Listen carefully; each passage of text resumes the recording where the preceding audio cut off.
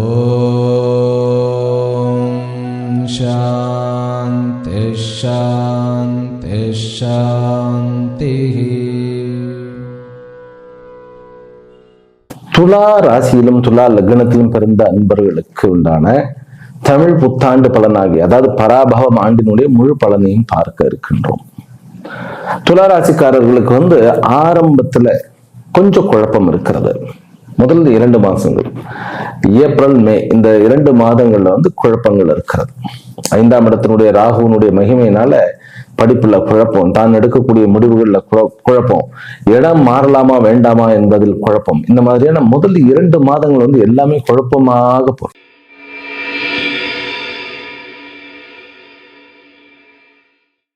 ஒரு மைல்கல் அப்படின்னு நான் சொல்லுவேன்.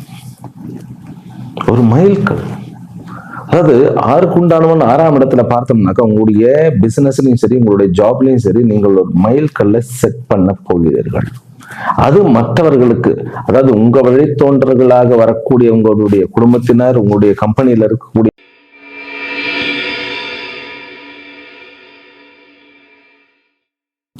4க்கும் 5க்கும் ஒரு கேந்திரத்துக்கும் ஒரு கோணத்துக்கும் அதிபதி 6ஆம் இடத்துல குருவனுடைய ஸ்தானத்துல உட்கார்ந்து குருவனால பார்க்கப்பட போகிறாருனாக்கா உண்டு இல்லைன்னு ஆக்கிடுவோம் எவனாவது எதிர்த்தா. ஆமா, அப்படி ஒரு வீரியம் வரப்போகிறது.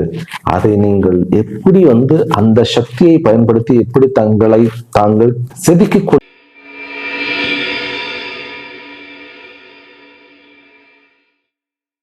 ஓம் நமோ பிரம்மாதிபியோ பிரம்ம வித்யா சம்பிரதாய கர்த்ருபியோ வம்சருஷபியோ மஹத்பியோ நமோ குருபியः சர்வோபப்ளவரஹித பிரஜ்ஞான கண பிரத்யகர்த்தோ பிரம்மாஹமஸ்மி சோஹமஸ்மி பிரம்மாஹமஸ்மி. ஓம் சர்வேபியோ சத்குருபியோ நமோ நமஹ. ஹரி ஓம். எல்லாம் வல்ல அம்பிகையினுடைய பேரருளாலும் சுவாமி யோகஸ்ரீ அமிர்த மிருத்யுஞ்சயேஸ்வருடைய திருவருளாலும் நம் அனைவருக்கும் அனைத்து விதமான சௌபாகியங்களும் லட்சுமி கட்டாட்சங்களும் பரிபூர்ண சதாயுஷ்ய பர்யந்தம் உத்தமமான ஆரோக்கியத்துடன் கூடிய நல் வாழ்க்கையும் அமையப்பெற்று நாம் அனைவரும் வாழ்வாங்கு வாழ வேண்டும் என்கின்ற பிரார்த்தனைகளுடனும் பரிபூர்ண ஆசீர்வாதங்களுடனும் இன்றைய உரையை துவங்குகின்றேன். முதற்கண் அனைவருக்கும் என்னுடைய இனிய தமிழ் புத்தாண்டு நல்வாழ்த்துக்கள். வரக்கூடிய ஏப்ரல் 14ஆம் தேதி 2026 அன்று பராபவம் என்று சொல்லப்படுகின்ற தமிழ் வருடமானது பிறக்கின்றது. காலையில் 9:32 செவ்வாய்க்கிழமையாக இருக்கிறது. இந்த வருஷம் 60 வருஷங்களில் இது 40வது வருஷமாக இருக்கிறது. விஸ்வாவசு என்பது 39வது வருஷம், பராபவம் என்பது 40வது வருஷமாக அமைந்து அடுத்து வரக்கூடிய வருஷமானது பிளவங்க அப்படிங்கிற வருஷமாக அமைகின்றது. இந்த ஆண்டு ஆக்சுவலி இது ஒரு ஜோடி ஆண்டு அப்படிங்கிறது தான் உண்மை. அதாவது பராபவமும் பிளவங்கமும் ஒரு சேரதான் ஒரு ரிசல்ட்டை கொடுக்கும். அப்படிங்கும் போது இந்த ஒரு வருஷத்துல ஒரு 50% 60% அப்படிங்கிற அந்த ஒரு பலன் கூடி அது தொடர்ச்சியாக 2 ஆண்டு திட்டங்களாக எந்த ஒரு காரியமாக இருந்தாலும் நடக்கும் அப்படிங்கிறது தான் இதனுடைய ஒரு சூக்ஷ்மமான அர்த்தம். இதுல பல பிளஸ் பாயிண்டும் இருக்கிறது. 2 ஆண்டுகளும் சேர்ந்து நமக்கு ஒரு முழுமையான பலன்களை கொடுக்கின்றது அப்படிங்கிறது. நம்ம பிளவங்கிறது அடுத்த வருஷம் தான் பார்க்க போகிறோம். இருந்தாலும் என்னென்ன விஷயங்களில் நாம் கவனம் வைக்க வேண்டும் அப்படிங்கறத நம்ம இப்போ பார்க்க போகின்றோம். நேரடியாக பலனுக்கு போயிடுறேன்னா, இந்த ஆண்டினுடைய அபிமானி தேவத்தை நரியாபசன் அப்படின்னு பெயர். நரியாபசன் இந்த தேவத்தை ஒவ்வொரு வருஷத்துக்கும் ஒரு அபிமானி தேவத்தை இருப்பார். அந்த தேவத்தையினுடைய வடிவமே அந்த வருஷத்தினுடைய விஷயங்களை நமக்கு விளக்கி சொல்லும். இந்த தேவதையாகப்பட்டவர் பிரகாசமான வடிவமாகவும் குதிரையில் ஏறி அமர்ந்து பிரயாணிக்க கூடியவராகவும் கையில் பரசுவை, தமிழ்ல சொல்லணும்னா மழுவை ஏற்று ஏந்தி கொண்டிருப்பவராகவும் வர்ணிக்கப்பட்டு இருக்கிறது. அதாவது ஆயுத பலமே பலம் என்று நம்புகின்ற இந்த உலகத்தில் அதற்கு மேல் ஒரு பலமானது இருக்கிறது, ஆன்ம பலம் என்பது ஒன்று இருக்கிறது அப்படிங்கிறதை புரிய வைப்பதாக இந்த வருஷமானது அமைந்திருக்கிறது அப்படிங்கிறது சாஸ்திரம் சொல்லுகிறது. அப்படின்னா என்ன? கடவுள் நம்பிக்கையும் சாஸ்திர நம்பிக்கையும் வளரப்போகிறது. நிறைய சயின்ஸ், அதாவது சயின்ஸ் அழிவுக்கு பயன்படுத்துவதை காட்டிலும் அதை ஆற்றலுக்கு பயன்படுத்த வேண்டும் என்கின்ற வகையில் இந்த உலகமானது வேலை செய்யும். ஏற்கனவே வார் ஜோன்ல தான் நாம இருக்கிறோம். இருந்தாலும் இந்த போர் அபாயங்களுடன் கூடிய இந்த விஷயங்கள் மாறும். மக்கள் கடவுளின் பால் நம்பிக்கையை திருப்புவார்கள், பக்தியானது ஓங்கும், கோயில்களில் கூட்டம் பெருகும், அதே போன்று பூஜை புனஸ்காரங்களில் நம்பிக்கை ஓங்கும். அதே போல பேங்க்லயும் வந்து நிறைய டெபாசிட்ஸ், பேங்க் ஃபினான்ஸ் இதெல்லாம் நல்லா டெவலப் ஆகும். இது அந்த அபிமானியினுடைய அமைப்புல வருவது. அப்புறம் அடுத்த சூக்ஷ்மம் என்ன அப்படின்னா, ஒவ்வொரு வருஷமும் எப்பொழுதுமே சூரிய சந்திர கிரகணங்கள் ஏற்படும். இந்த வருஷமும் சூரிய சந்திர கிரகணம் இருக்கின்றன, ஆனால் நம்ம நாட்டில் தெரியவில்லை. அதாவது இந்த வருஷம் ஆகஸ்ட் மாதம் வந்து சூரிய கிரகணமும் சந்திர கிரகணமும் ஏற்படுகிறது. அதன் பிறகு பிப்ரவரியிலும் அதே மாதத்தில் சூரிய கிரகணம் சந்திர கிரகணம் ஏற்படுகிறது. ஆனால் இந்தியாவில் அது தெரியாது. எங்கு தெரியும் அப்படிங்கறது அந்த சூரிய சந்திர கிரகணங்களை நான் வந்து போடும்போதே பார்த்துக்கலாம். ஆனாலும் ஐரோப்பிய நாடுகள், பிறகு அமெரிக்கா போன்ற நாடுகளில் இது தெரியும். அதனால அங்கு வாழ்கின்ற நம்மவர்களுக்கு அந்த சூரிய சந்திர கிரகணங்கள் வந்து ஒரு பெரிய ஒரு விஷயத்தை வந்து மாற்றத்தை கொண்டு வரும் வாழ்க்கையில். அதனால நம்ம வந்து அது வந்து கவலைப்பட போறதில்லை, கவலைப்பட வேண்டியதில்லை. ஏன்னா சூரிய கிரகணம் சந்திர கிரகணம் தெரியாது. அதனால ஒரு மைனஸ் பாயிண்ட்டும் இருக்கு இந்த சாதகர்களுக்கு. அதாவது வந்து ஸ்ரீவித்யா செய்பவர்கள், வேதத்தை பயிலுபவர்கள், தியானம் போன்ற விஷயங்களில் பயிலுபவர்கள், அந்த கல்விகளை கற்றுக்கொள்வதற்காக இந்த ஜோதிட சாஸ்திரம் முதற்கொண்டு எத்தனையோ சாஸ்திரம் இருக்கிறதுலே அதுக்கெல்லாம் ஜபசக்தி தான் வந்து ரொம்ப முக்கியமானது. அந்த விஷயத்துல அவர்களுக்கு கொஞ்சம் மைனஸ் பாயிண்ட் தான். ஏன்னா அவர்களுக்கு இந்த காலகட்டங்கள் உபாசனையை பலம் 1000 மடங்கு பெருக்கி தருவதாக அமைகிறது. அது அவர்களுக்கு ஒரு மிஸ்ஸிங் தான். சரி, அடுத்தது இந்த வருஷம் வந்து சனி பயிற்சி கிடையாது, அப்பாடின்னு இருக்கும். சரி, குரு பயிற்சி உண்டா? இருக்கிறது. 2 முறை பெயருகிறார். வருகின்ற ஜூன் 2ஆம் தேதி வரைக்கும் அவர் மிதுனத்தில் இருந்து ஜூன் 2ஆம் தேதி வந்து கடகத்திற்கு வந்து உச்சமாகி, காலபுருஷ தத்துவத்திற்கு 4 உச்சமாகி 10ஆம் வீடு, 8ஆம் வீடு, 12ஆம் வீடு ஆகிய 3 வீடுகளை பார்த்து விட்டு அதன் பிறகு அக்டோபர் 31ஆம் தேதி சிம்மத்துக்கே போயிடுறார். காலபுருஷ தத்துவத்துக்கு 5ஆம் இடத்துக்கு போய்கிறார். அங்கு போய் லாபஸ்தானத்தையும் 9ஆம் இடமாகிய பாக்யஸ்தானத்தையும் பிறகு லக்னம் என்கின்ற உத்தமஸ்தானத்தையும் பார்க்கிறார். அப்படிங்கும் போது குருவனுடைய பெயர்ச்சி இந்த வருஷம் வந்து பல அற்புதங்களை நிகழ்த்தும். அது நம்ம ராசி வாரியாக பார்க்கத்தான் போகின்றோம். ராகு கேத்துக்கள் வந்து இந்த வருஷத்தினுடைய கடைசியில டிசம்பர் 5ஆம் தேதி ராகு கும்பத்திலிருந்து மகரத்திற்கும், கேத்து வந்து சிம்மத்திலிருந்து கடகத்திற்கும் வருகிறார்கள். இதுதான் அமைப்பு. இந்த அமைப்பை துணை கொண்டு வருஷத்தினுடைய அந்த 9:32 அப்படிங்கிற அந்த டைம்ல ஒரு ஜாதகத்தை போட்டு வைத்திருக்கின்றோம். இந்த 2ஐயும் கணித்துதான் நம்ம பலன் சொல்ல போகின்றோம். சரி, இதுல இன்னொரு சூக்ஷ்மமும் இருக்கிறது. ஒவ்வொரு வருஷமும் நம்ம நவ கிரகங்கள் வந்து ஒவ்வொரு பதவியை மேற்கொள்ளுகின்றன. அந்த பதவியை எந்த கிரகம் வந்து பிரதானமாக மேற்கொள்ளுகிறதோ அந்த கிரகத்தினுடைய இயல்பாக பலன்களும் அளிக்கின்றன. அப்படி பார்க்கும் பொழுது குரு வந்து கிட்டத்தட்ட 3 பதவிகளை வகிக்கிறார். அவர் ராஜாவாக இருக்கிறார், பிறகு சஸ்யாதிபதியாக இருக்கிறார், பிறகு நிரசாதிபதியாக இருக்கிறார். பிறகு சந்திரனும் 3 பதவிகளை வகிக்கிறார். சந்திரன் வந்து சேனாதிபதியாக வருகிறார், அர்க்காதிபதியாக வருகிறார், மேகாதிபதியாக வருகிறார். இதனுடைய சூக்ஷ்மங்கள் என்ன அப்படின்னா, முதல்ல குரு இந்த ராஜாவாக வருவதனாலையும் பிறகு சஸ்யாதிபதி பிறகு நிரசாதிபதியாக வர்றதுனால பல நன்மைகள் உண்டு. ஜென்ரலாகவே பணப்புழக்கம் அதிகமாகும். பேங்க், ஃபைனான்ஸ் இந்த மாதிரி இருக்கக்கூடியவர்களுக்கு நிறைய லாபம் கிடைக்க போகிறது. நிறைய பணப்புழக்கமும் அதிகமாகும். அதே போல தங்கத்தினுடைய அந்த டீலிங், தங்க வியாபாரம், தங்க விலை உயர்வது, தங்கத்தினால் பல தங்கம் மற்றும் வெள்ளி மற்றும் பிளாட்டினம் இந்த விஷயங்கள் எல்லாம் நல்லபடியாக வந்து நிறைய பணப்புழக்கத்தில் பிறகு வந்து வியாபார விஷயங்களிலும் வளர்ச்சியை பெறும். பிறகு விவசாயத்துறையிலும் பல கண்டுபிடிப்புகள், பல விதமான விஷயங்கள் வளர்ச்சி பெறும். பக்தி ஓங்கும், கோயில்களில் கூட்டம் பெருகும், புதிய கோயில்கள் வளரும். அது மட்டுமல்ல, தலைமையில் விளங்கக்கூடியவர்களுக்கு நல்ல கௌரவமும் கிடைக்கும். இதெல்லாம் குரு ராஜாவாகவும் சஸ்யாதிபதியாகவும், சஸ்யாதிபதினாக்கா எல்லா விதமான தானியங்களிலும் இந்தியா வந்து முதன்மை வகிக்கும். இந்த பலன்கள் வந்து மேக்சிமம் வந்து நம்ம என்ன பார்க்கணும்னாக்கா பாரத நாட்டில் பிறந்தவர்களுக்காக தான் நம்ம பார்க்கணும். அப்படிங்கும்போது இந்தியாவில் தானியங்களும் பிறகு பல்வேறு விதமான அதாவது எக்யூப்மெண்ட்ஸும், இது செவ்வாய் மந்திரியாக வருவதனால இந்த ஆயுதங்கள் விஷயங்களிலும் நம்ம நாடு வந்து முன்னேற போகிறது அப்படிங்கிறது நல்லா தெரியறது. சரி, சந்திரனால என்ன விஷயம்? சந்திரன் வந்து சேனாதிபதியாக வருகிறார். முதல்ல வந்து பெண்கள் எல்லா விதமான நிறுவனங்களிலும் எல்லா விதமான ஃபீல்டுகளிலும் அவர்கள் தன்னுடைய ஆளுமையை செலுத்துவர். இன்ஃபேக்ட் வந்து பல இடங்கள் பல பதவிகளில் வந்து ஆண்கள் பெண்களுடைய ஐடியாக்கள் அவர்களுடைய கட்டளையின் கீழ்ப்படிய வேண்டிய கட்டாயம் உண்டு. சந்தோஷமான விஷயம்தான். சரி, சந்திரனுடைய பலன் என்ன? சந்திரன் வந்து 3 பதவிகளை வகிக்கிறார் அப்படின்னு சொன்னோம் இல்லையா? அவர் சேனாதிபதியாக இருக்கிறார். அதனால பெண்களுடைய ஆதிக்கம் மேலோங்கும். பல உச்ச பதவிகளையும் மேக்சிமம் எல்லா ஃபீல்டுலையும் வந்து பெண்கள் வந்து அதிகமாக தன்னுடைய பதவிகளை நிர்வகிப்பார். அவர்கள் நாட்டை ஆளக்கூடிய அளவுக்கு அந்த அளவுக்கு பெண்களுடைய மதிப்பும் அவர்களுடைய வலிமையும் பெருகும். இது நாட்டுக்கு பல நன்மைகளையும் கொடுக்கும். பிறகு மேகாதிபதி அர்க்காதிபதியாக இருக்கிறதுனால மழை வந்து நிறைய பெய்யும். அதாவது மழையே வரக்கூடாத காலகட்டங்களிலும் வந்து மழை நிறைய பெய்யக்கூடிய அமைப்பு இருக்கிறது. சில இடங்களில் வந்து ஓவர்ஃப்ளோ அப்படிங்கிற மாதிரி அதிவிருஷ்டி தோஷமும் இருக்கிறது. அதாவது அதிகமான மழை பெய்யக்கூடிய ஒரு தோஷமும் இருக்கிறது. அப்படிங்கும்போது நம்ம அரசாங்கம் வந்து அதுக்குண்டான விஷயங்களை நம்ம முன்னேற்பாடுகளாக செய்து கொள்ள வேண்டியது. பிறகு ஃபாரின் கரன்சி நிறைய புழங்கும்.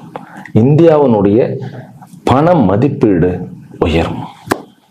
இந்தியா பொருளாதாரத்தில் முன்னேறும். இதெல்லாம் இந்த வருஷத்தினுடைய சூட்சமம். இதெல்லாம் வந்து அந்த பதவிகளை வைத்து இப்பொழுது அன்றைய ஜாதகத்தை எடுத்து விடுவோம். புத்தாண்டு அன்னைக்கு வரக்கூடிய ஜாதகத்தை எடுத்துட்டோம்னா உங்களுக்கு லக்னாதிபதியே லக்னம் வந்து ரிஷபம் 9:32 ரிஷப லக்னத்துல தான் இந்த ஆண்டு பிறக்கிறது. லக்னாதிபதி 12ஆம் இடத்துல இருக்கிறார். அவருடன் தான் சூரியன் இருக்கிறார். சூரியன் நுழையிறது தானே, மேஷத்தில் நுழையிறது தான் புது வருஷமாக சொல்றோம். அப்படி என்றால் வெளியுறவுத்துறை ரொம்ப ஸ்ட்ராங்காக வேலை செய்ய போகிறதுன்னு அர்த்தம். 11ஆம் இடத்துல சனியும் செவ்வாயும் புதனும் இருக்கிறதுனால தனி மனிதனுடைய திறமைகளும் ஆண்டர்பிரினர்ஷிப்பும் ரொம்ப அதிகமாக இருக்கும். குழந்தை பாக்கியம் உண்டாகும். திருமணங்கள் நிறைய ஏற்படும். ஆனால் பெரிய பெரிய ஃபேக்டரிஸ் எல்லாம் வைத்து நடத்துபவர்கள் கொஞ்சம் ஜாக்கிரதையாக இருக்க வேண்டும். தீ விபத்துகள் நிறைய வருவதற்கு சான்சஸ் உண்டு. ஆக்சிடென்ட் ரொம்ப நிறைய இருக்கக்கூடிய சான்சஸ் உண்டு. ஆனாலும் மருத்துவத்துறையில் நிறைய முன்னேற்றம் இருக்கும். செவ்வாய் வந்து 11ஆம் இடத்துல இருக்கிறது அப்படிங்கிறது 7க்கு உண்டானோன்னு 12க்கு உண்டானோ. அதுதான் மருத்துவத்துறையில் நிறைய சாதனைகள் நிகழும். நிறைய வியாதிகளுக்கு மருந்துகள் கண்டுபிடிக்கப்படும்.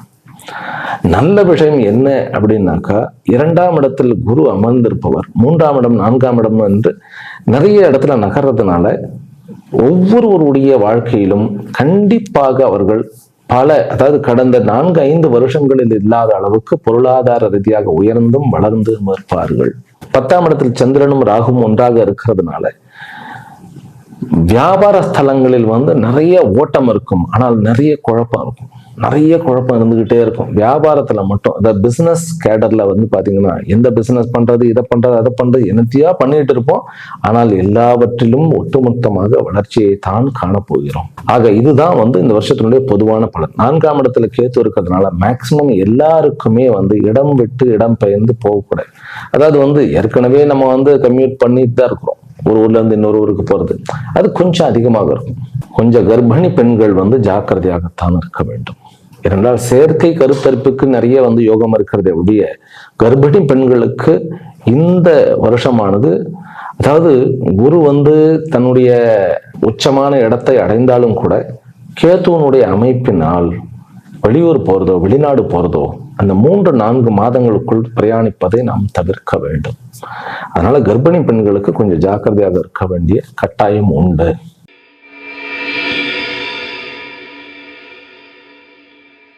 துலா ராசியிலும் துலா லக்னத்திலும் பிறந்த அன்பர்களுக்கு உண்டான தமிழ் புத்தாண்டு பலனாகி, அதாவது பராபவம் ஆண்டினுடைய முழு பலனையும் பார்க்க இருக்கின்றோம். துலா ராசிக்காரர்களுக்கு வந்து ஆரம்பத்துல கொஞ்சம் குழப்பம் இருக்கிறது. முதல் 2 மாசங்கள் ஏப்ரல் மே இந்த 2 மாதங்கள்ல வந்து குழப்பங்கள் இருக்கிறது. 5ஆம் இடத்தினுடைய ராகுனுடைய மகிமையினால படிப்புல குழப்பம், தான் எடுக்கக்கூடிய முடிவுகள்ல குழப்பம், இடம் மாறலாமா வேண்டாமா என்பதில் குழப்பம். இந்த மாதிரியான முதல் 2 மாதங்கள் வந்து எல்லாமே குழப்பமாக போகும். அது குழப்ப படலம்னு பேர் வச்சுக்கணும். இல்லையா தெளிவில்லாதது.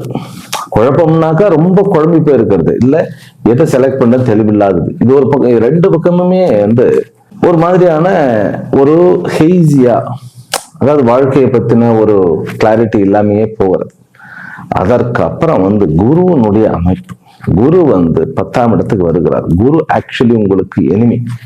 ஜூன் 2ஆம் தேதி வந்து குரு கடகத்திற்கு வந்து அங்க ஒரு 5 மாதம் இருந்து பிறகு அவர் வந்து லாபஸ்தானமாகிய 11ஆம் இடத்துக்கு, இவைகள் இரண்டுமே வந்து உபச்சயஸ்தானங்கள்.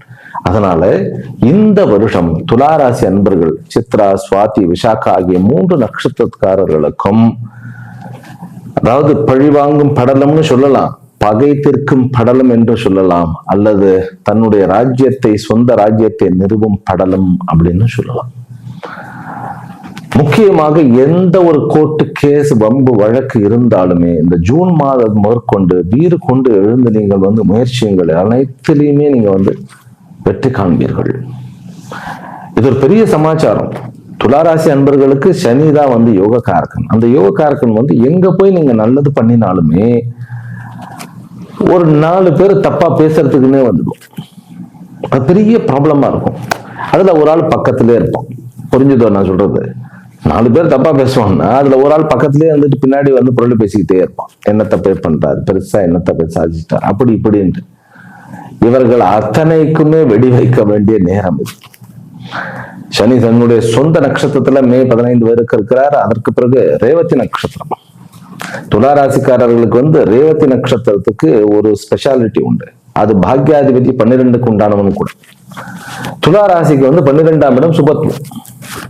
அப்படிங்கும்போது உங்களுக்கு அமானுஷ்யமான சக்திகளும், துளாராசி என்பது அமானுஷ்யமான சக்திகள்னாக்க சிம்பிளா சொல்லணும்னா தெய்வீக அனுகிரகம்னு வச்சுக்கணும். அதாவது பல ஜென்மத்துல பண்ணின நல்ல காரியங்களுக்கு உண்டான அந்த பலன் தெய்வ அனுகிரகமாக உங்களுக்கு வந்து பல வகையில் சப்போர்ட் ஆக, ராஜாங்கத்துல, அதாவது வந்து அரசாங்க துறையில சப்போர்ட். பவர் தானே, அரசுங்கிறது பவர். உங்களுக்கு வந்து ஒரு பவர்ஃபுல்லான ஒரு ஆள் சப்போர்ட் நிற்பார். பணம் நிறைந்தவர் ஒருத்தர் சப்போர்ட்டுக்கு நிற்பார். பண பலம், பதவி பலம், ஜன பலம், இது ரொம்ப மெயின். ஜன பலம் இருக்கிறது.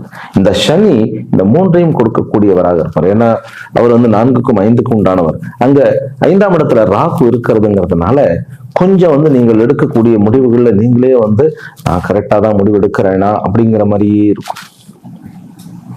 இந்த சனியினுடைய இந்த அமைப்பு 6ஆம் இடத்திலே இருக்கிறார். ரேவதி நட்சத்திரத்துக்கு போயிட்டு மறுபடியும் வக்கரம் பெற்று தன்னுடைய நட்சத்திரத்துக்கு வருவது வேற யாருக்கு நன்மையோ இல்லையோ, இந்த வருஷம் பராபவ வருஷம் உங்களுக்கு சரியான நன்மை. நோய் நீங்கும் படலம், கடன் தீர்க்கும் படலம், எதிரிகளை நீக்கும் படலம் அப்படின்னு கூட வச்சுக்கலாம். அப்புறம் குருவனுடைய அந்த ஒரு அமைப்பு, ராகு கேத்துக்களுடைய அமைப்பு, ஃபாரின் கரன்சி கண்டிப்பாக உண்டு, வெளிநாட்டு பணம் உண்டு, லிக்விட் கேஷ் அதிகமாக உண்டு. அப்ப நீங்க புரிஞ்சு கொடுங்க என்ன மாதிரி கேஷ் வரப்போறதுன்னு. ஷேர் மார்க்கெட்லயும் சரி, வெளிநாட்டு மணிகளும் வரப்போறது. இந்த வருஷம் வந்து உங்களுக்கு ஒரு மைல்கல் அப்படின்னு நான் சொல்லுவேன். ஒரு மைல்கல், அதாவது 6க்கு உண்டானவன் 6ஆம் இடத்துல பார்த்தோம்னாக்கா உங்களுடைய பிசினஸ்லயும் சரி, உங்களுடைய ஜாப்லயும் சரி, நீங்கள் ஒரு மைல்கல்ல செட் பண்ண போகிறீர்கள். அது மற்றவர்களுக்கு, அதாவது உங்க வழித்தோன்றர்களாக வரக்கூடிய உங்களுடைய குடும்பத்தினர், உங்களுடைய கம்பெனியில இருக்கக்கூடியவர்கள், அல்லது உங்களுடன் ஜாப் செய்யக்கூடியவர்களுக்கு நீங்கள் ஒரு மைல்கல்லாக மாறப்போகிறீர்கள். துளாராசிக்கார அன்பர்கள் இந்த பராபவ வருஷமான இந்த வருஷத்தில் மைல்கல்லாக அல்லது ஒரு மைல்கல்லை செட் பண்ண போகிறீர்கள். இதை இந்த வருஷ கடைசியில நீங்க வந்து எனக்கு கன்ஃபார்ம் பண்ணுங்க. எல்லா விதமான வகையிலும் வளர்ச்சி. முதல்ல வந்து தன்னை தான் சரி செய்வது. ஹெல்த் வயசு டிட்டோரியேட் ஆனவர்கள், அதாவது வந்து ஹெல்த் ரொம்ப நொடிஞ்சு போயிடுச்சு, 60 வயசுக்கு மேல ஆயிடுச்சுனாக்கா, அதாவது துளாராசிக்காரர்கள் வந்து எப்பவுமே துள்ளலுடன் இருக்கக்கூடியவர்கள். அவர்களுக்கு வந்து வயசானாலுமே வயசான மாதிரியே தெரியாது. ஆனால் கடந்த ஒரு 2 வருஷங்களாக ஏற்பட்ட முடிவு மாற்றங்கள், அல்லது வந்து நம்ம முடிவு எடுத்த விஷயங்கள சிலதெல்லாம் தப்பா போனதுனால கான்பிடென்ட் வந்து ரொம்ப குறைஞ்சு போயிடுச்சு. அதனால கொஞ்சம் குழப்பத்தில் இருக்கக்கூடிய ஒரு அமைப்பு இருந்தது. ஏனென்றால் சனி வந்து 5ஆம் இடத்துல இருந்து இங்க வந்து அவர் இந்த 2 வருஷத்துல குழம்பினதுதான் மிச்சம். ஏனென்றால் ராகுவையும் தாண்டி வந்தார் அவர். ஆனால் அந்த காலங்கள்லாம் நீங்கி இருட்டுகள் விலகி வெளிச்சம் தோன்றி, அதாவது மேகத்துல வந்து வானம் ரொம்ப கிறிஸ்டல் கிளியராக தெரியக்கூடிய அமைப்புல உங்களுடைய முடிவுகள் அத்தனையுமே அமைப்புகிறது. அதுல ஆரோக்கிய முன்னேற்றம், மீண்டும் உங்களை நீங்கள் புதுப்பித்து கொண்டு புதிதாக அவதாரம் எடுப்பீர்கள் அப்படின்னு சொன்னா மிக இல்லை. இந்த துலா ராசியில வந்து சுவாதி நட்சத்திரம்னு ஒண்ணு இருக்கு. இந்த சுவாதி நட்சத்திரக்காரர்கள் 5ஆம் இடத்துல ராகு வந்து இப்போ ஆக்சுவலி சதபிஷா நட்சத்திரத்தை பார்த்துக்கிட்டு இருக்காரு குரு. கல்வியில் பல விதமான சாதனைகள் செய்ய முடியும், இல்லையா விட்டுட்டு ஓடி விடுவீர்கள். 2 தான் சான்ஸ், ஒண்ணு சாதிக்கிறது இல்ல ஓடிடுறது. இதுல எது பர்சன்டேஜ் அதிகமாக இருக்கும்னாக்கா சுவாதி நட்சத்திரக்காரர்களுக்கு ஓடுவது அதிகமாக இருக்கும். ஆனா ஓடி எங்க போறது அப்படின்னு கேட்டா, ஓடி போய் வேற ஓடுவதுன்னா இது எஸ்கேப் பண்றது இல்லை, எனக்கு இது வரல நான் விட்டுட்டு அடுத்ததுக்கு போறேன் அப்படின்னு சொல்லி அடுத்ததுல பிடிச்சி அதுல ஒரு பெரிய அதாவது இதுதான் வந்து குருவி உட்கார பனங்காய் வந்து தலையில விழுகிற மாதிரி, இது விட்டுட்டு போன உடனே பெருசா ஒரு இது வந்து ஒரு வாய்ப்பு வந்து அதை பிடிச்சிட்டு மேல வரக்கூடிய ஒரு அமைப்பு. அதுதான் இந்த குருவனுடைய அமைப்பாக இருக்கிறது. ஆக நீங்க வந்து தொழில் செய்பவராகவோ அல்லது வேலைக்கு செல்பவராகவோ யாராக இருந்தாலும் இதே தான் பலன். எந்தெந்த டிபார்ட்மெண்ட்ல நம்ம வந்து ஃபீல்டில் இருப்பவர்களுக்கு அதிகமான நன்மைகள் அப்படின்னாக்கா, சட்டத்துறைகள் இருப்பவர்கள் அத்தனையுமே, அரசியலில் இருப்பவர்கள் அத்தனை பேருக்குமே, விளையாட்டுத்துறையில் இருப்பவர்கள் அத்தனை பேருமே, பிறகு வந்து மீடியா துறையில் இருப்பவர்கள் அத்தனை பேருக்குமே இது வந்து சரியான வருஷம். அது பிறகு நிர்வாகத்துறையில் இருப்பவர்கள், அட்மினிஸ்ட்ரேட்டராக இருப்பார்கள், சிஇஓவாக இருப்பவர்கள், ஈவன் டீம் லீடர்ல இருந்து எடுத்துக்கிட்டு அத்தனை பேருக்குமே நல்லது. அரிய பெரிய உயரிய பதவிகளை வகிப்பீர்கள். ஆனால் ராகுனுடைய சப்போர்ட் இருக்கும். அதனால காளியினுடைய அல்லது துர்கையினுடைய அல்லது ராஜேஸ்வரியினுடைய வழிபாடு கண்டிப்பாக தேவை. முடிந்தால் லலிதா சஹஸ்ரநாமம் டெய்லியும் கேட்கலாம். அப்படி இல்லைன்னாக்கா நம்மளே பாராயணம் பண்ணலாம். ஒவ்வொரு வெள்ளிக்கிழமையும் தவறாமல் வந்து அம்பாள் கோயிலுக்கு போயிட்டு வாங்க.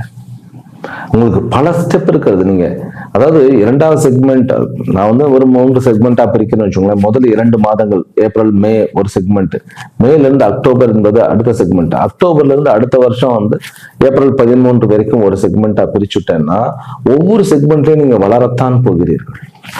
உங்களுடைய அடுத்த ராகு கேத்துவுமே நல்ல விதமா இருக்கும். அதாவது நீங்க வந்து ஒரு ஸ்டெப்ல இருந்து அடுத்த ஸ்டெப்புக்கு ஜம்ப் பண்ண போறீங்க. இதுதான் இந்த வருஷம். இந்த வருஷம் வந்து ஒரு ஜம்ப், இது ஒரு லாங் ஜம்ப், ஹை ஜம்பாக இருக்க போகிறது.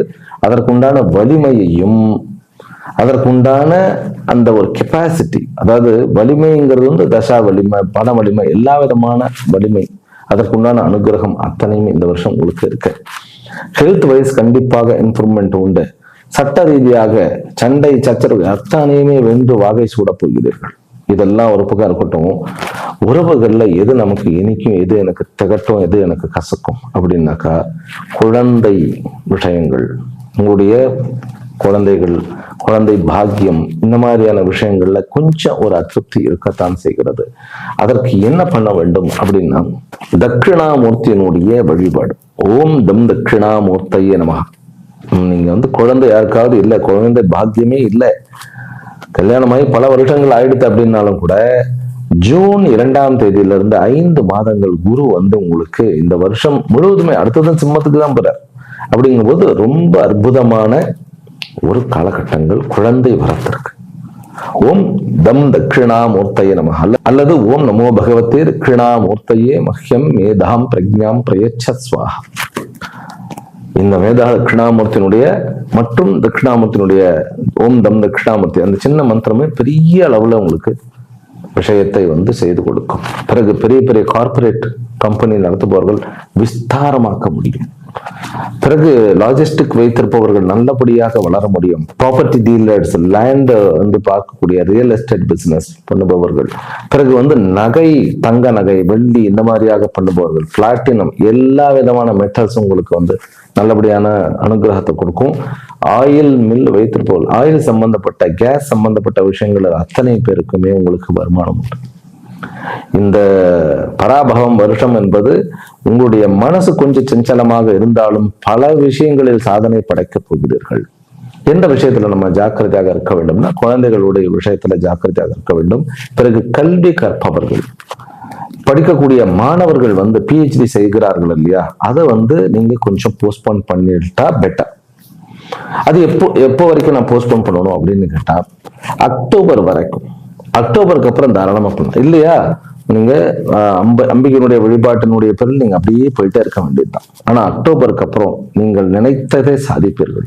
அதாவது ஃபைனான்ஸ் செய்பவர்கள், வட்டி தொழில் பண்ணுபவர்கள், பிறகு பெரிய பெரிய அதாவது தன்னுடைய லேண்டு ஹவுஸ் இதெல்லாம் எடுத்துக்கொண்டு ப்ரொடியூசராக அந்த ஏன்னா அதை வச்சே நம்ம இது பண்ணுறது, அந்த பணத்தை ரொட்டேஷன் கொடுத்துக்கிட்டே இருப்பாங்க. அந்த மாதிரி இருப்பவர்களுக்கும் இந்த வருஷம் அதாவது 6 மாசத்துக்கு பிறகு குரு கடகத்துக்கு போன பிறகு ஒரு கடகத்துக்கு போயிட்டு ஒரு 2 மாசம் கழிச்சு நான் சொல்றது கிட்டத்தட்ட அக்டோபருக்கு கொஞ்சம் முன்னாடி வரைக்கும். ஏனென்றால் அக்டோபர் மாசம் குரு பயிற்சி ஆகிறார். எங்க சிம்மத்துக்கு போகிறார், கேத்துவம் அங்க இருக்கிறார், கேளிமை யோகம், கோட்டீஸ்வர யோகம் அப்படிங்கிறது. அதனால பெரிய பெரிய விஷயங்களில் நீங்கள் பிரவேசித்து அதாவது பணம் லம்சமா ஒரு பணம் கிடைக்கிறது, உழைப்பின் மூலமாக கிடைக்கிறது.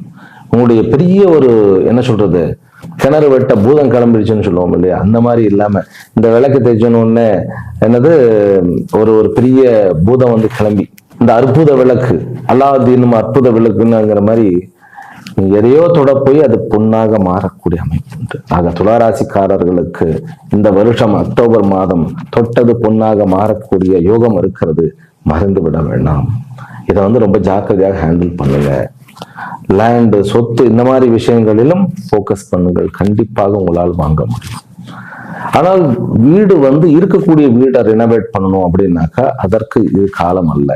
வீடு ஷிஃப்ட் பண்றதுக்கு, ஏன்னா அடுத்த வரக்கூடிய டிசம்பர்ல ராகு அதான் லாஸ்ட் செக்மெண்ட் சொன்னேன். டிசம்பர் 5ஆம் தேதி ராகு உங்களுடைய மக்கரத்துக்கு வந்துடுவார். அப்படிங்கும்போது உங்களுடைய குடியிருப்பு விஷயத்தை நீங்கள் மாற்றுவீர்கள். அந்த கடைசி 6 மாதம் கேத்து கடகத்துக்கு வந்துடுவார். அப்படிங்கும்போது நீங்க டிசம்பர்ல இருந்து ஏப்ரல் வரைக்கும் இருக்கிறது இல்லையா, அது ரொம்ப ரொம்ப ரொம்ப முக்கியமான விஷயம். இந்த குழப்பங்கள்லாம் தேர்ந்துடும், புத்தியில் இருக்கக்கூடிய குழப்பம் தேர்ந்துடும். கேந்திரத்துல பாம்புகள் வந்தோடனே அது உங்களுக்கு வேற விதமான நல்ல ஒரு மாற்றத்தை கொடுக்கும். அந்த நேரத்துலதான் ஜாப் மாறுவதுன்னா நல்ல ஒரு வாய்ப்பு கிடைத்து மேல போறது, பிசினஸ்ல நல்ல இம்ப்ரூவ்மெண்ட் வர்றது, கவர்மெண்ட் வேலைகள்லாம் அபரிமிதமா அவ்வளவு அற்புதமா கிடைக்கிறது. இப்போ நீங்க கவர்மெண்ட் கான்ட்ராக்ட் எல்லாமே அப்படி உங்களுக்கு இந்த இதுல இருந்து ஜூன்ல இருந்தே வந்துடும். உங்களுக்கு திருமண விஷயங்கள், உறவுகள்ல எல்லா உறவுகள்லயுமே குறைகள் இருக்கத்தான் செய்யும். ஆனால் இந்த சனியினுடைய அமைப்பினால உறவுகளில் இருந்த பகைமை மாறி அவர்கள் நண்பர்களாக மாறக்கூடும். நம்ம தான் மறக்க மாட்டோம். ஏன்னா நமக்கு சனி ரொம்ப உக்கிரமான ஆள். 4க்கும் 5க்கும் ஒரு கேந்திரத்துக்கும் ஒரு கோணத்துக்கும் அதிபதி 6ஆம் இடத்துல குருவனுடைய ஸ்தானத்துல உட்கார்ந்து குருவனால பார்க்கப்பட போகிறாருனாக்கா உண்டு இல்லைன்னு ஆக்கிடுவோம் எவனாவது எதிர்த்தா. ஆமா, அப்படி ஒரு வீரியம் வரப்போகிறது. அதை நீங்கள் எப்படி அந்த சக்தியை பயன்படுத்தி எப்படி தாங்கள் செதுக்கிக் கொள்ள முடியும் என்பதை இப்பொழுதே பிளான் செய்யுங்கள், யோசியுங்கள். பிறகு திருமண ஏற்பாடுகள், அது ஒரு பெரிய ஒரு வரப்பிரசாதமாக அமையும். குழந்தை வரத்துக்கு கொஞ்சம் இதாகும்னு நான் சொல்லிட்டு அதுக்கு உண்டான விஷயங்கள்லாம் சொல்லிட்டேன். சகோதர உறவு, நீங்க மூத்த சகோதர உறவு இந்த வருஷம் கடைசியில அவ்வளவு ஒரு சப்போர்ட்டிவாக இருக்கும். சகோதர உறவு ரொம்ப சப்போர்ட்டிவாகும். பிறகு பார்ட்னர்ஷிப் அப்படிங்கிற ஒரு உறவு, பழைய பார்ட்னர்ஷிப் கிட்ட இருந்து நீங்க விலகி வர வேண்டியதாக இருக்கும். ஏனென்றால் அவர்கள் உங்களை ஏமாற்றி கொண்டிருக்கிறார்கள் அல்லது உங்களை டம்ப் பண்ணி கொண்டிருக்கிறார்கள். அதனால செல்ல உடைச்சிட்டு வெளியில வர மாதிரி வெளியில வாங்க. பார்ட்னர்ஷிப், நல்ல பார்ட்னர்ஷிப் கிடைக்க போகிறது, நல்லபடியாக இருக்க போகிறீர்கள்.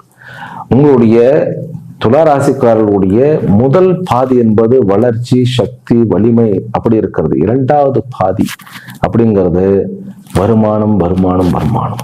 அதனால இந்த துளாராசிக்காரர்களுக்கு இந்த வருஷம் அவ்வளவு ஒரு அது யோகமான போகமான வருஷம்னு கூட நான் சொல்றேன். அதாவது நிறைய லக்ஸுரியான லைஃப் ஸ்டைல்ஸ் கிடைக்க போகிறது. ஆனால் 5ஆம் இடத்துல இருக்கக்கூடிய ராகுனால சில விஷயங்களில், ஏன்னா பூர்வ புண்ணிய ஸ்தானங்கள்ல கடவுள் நம்பிக்கை விடாமல் இருக்க வேண்டும். இது ரொம்ப முக்கியம். கடவுள் நம்பிக்கை விடாமல் இருக்க வேண்டும். லிக்கர் பக்கம் போயிடக்கூடாது. இதற்கு அடிக்ட் ஆகக்கூடிய யோகம் இருக்கிறது. ஒன்னு பேட் கம்பெனி, இல்ல ஆல்கஹாலிக். இந்த லிக்கர் கன்சியூம் பண்ணிட்டோம், புகை விட ஆரம்பிச்சிட்டோம்னாக்கா அந்த இடத்துல எல்லாமே கொலாப்ஸ் ஆகிடும். பணம் வரும், அந்த தனசக்தி, ஜனசக்தி, பதவி சக்தி எல்லாமே வரும். ஆனா ஆரோக்கியம் போயிடும். அந்த விஷயத்துல நீங்க ரொம்ப ஜாக்கிரதை. ஏன்னா பூர்வ புண்ணிய ஸ்தானத்துல ராகு உட்கார்றது அப்படிங்கிறது ரொம்ப கஷ்டம். ஆனால் அதற்கு மாறாக தாந்திரிக தேவதைகள், தசமகா வித்யா உபாசனங்கிறது த பெஸ்ட் ஃபார் துலா ராசிக்காரர்கள். தசமகா வித்யா அப்படின்னா என்ன? எப்படி மகாவிஷ்ணுவுக்கு இப்ப தசாவதாரம் இருக்கிறதோ அந்த மாதிரி அம்பாளுக்கும் தசாவதாரம் சொல்லப்பட்டிருக்கிறது. அது தசாவதாரம் அப்படின்னு சொல்றது இல்லை, அது தசமகா வித்யான்னு சொல்றது. ஒவ்வொரு வித்தியையும் அதனுடைய லெவல்ல அவைகள் முழுமையானவைகள். அது காளி, தாரா, பராசோடசி, பிறகு பைரவி, புவனேஸ்வரி, சின்னமஸ்தா, பகலாமுகி, மாத்தங்கி, கமலாத்மிகா, இந்த மாதிரி ஒரு 10 தேவதைகள் இருக்குன்னு. அதுல ஏதாவது ஒன்றை செலக்ட் பண்ணிக்கலாம். காளியினுடைய வழிபாடு உங்களுக்கு அனைத்து விஷயத்திலையும் உங்களுக்கு அனுகிரகத்தை கொடுக்கும்.